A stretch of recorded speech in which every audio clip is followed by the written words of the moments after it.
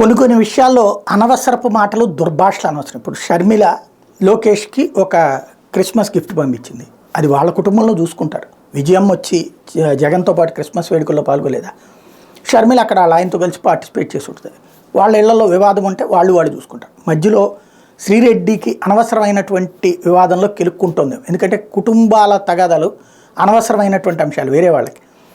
అది ఎంత జాగ్రత్తగా ఉంటే అంత బెటర్. తాజాగా ఆమె పెట్టింది ఎంతవరకు నిజమో తెలియదు. ఆమె పెట్టిందా లేదా, నీకు ఆస్తి కన్నా ఆంధ్ర ప్రజల భవిష్యత్తు ముఖ్యం కాదు, నువ్వు చెల్లివి కాదు, రాకాశ స్వర్పణకవి, దేవుడిని అడ్డం పెట్టుకుని ప్రజల సొమ్ముని చందాల రూపంలో అడుక్కుని తినే బతుకులు మీవి, విదేశీ ఫండ్స్ దోచుకు తినే మీరు కూడా జగనన్న గోతులు తీసినంత మాత్రం లేదా, శాపాలు పెట్టినంత మాత్రం అవన్నీ తిరిగి మిమ్మల్ని సైతాలుగా పెట్టిస్తే పతివ్రత కటింగ్స్ వద్దులే, జాగ్రత్త, అతిచేష్టలు వంటికి మంచిది కాదు.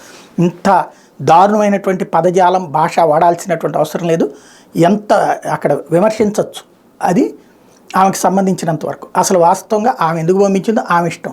అది జగన్ చూసుకుంటాడు, ఆమె చూసుకుంటారు, లేకపోతే లోకేష్ చూసుకుంటారు. వాళ్ళు చేసేటువంటి వ్యవహారాలు జోక్యం చేసుకోవాల్సినంత అవసరం అయితే కనిపించట్లేదు. ఎందుకు ఆమె అనవసరంగా జగన్కి మంచి చేస్తున్నా అనుకుని లేనిపోని కుటుంబంలో ఇరుక్కుంటోందేమో చూసుకుంటే బెటర్.